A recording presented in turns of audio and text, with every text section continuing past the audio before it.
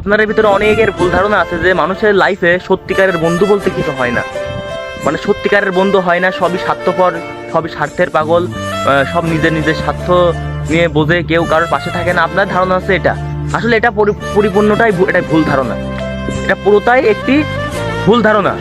মানে বন্ধু হয় ভাই, মানে আমার সমস্ত বিপদ আপদে, আমার সুখ দুঃখে একজন আমার পাশে ছিল ভাই। তারপর থেকে আমার বিশ্বাস হয়েছে যে দুনিয়ার পারে সত্যিকারের বন্ধু বলতেও একজন থাকে, ঠিক আছে?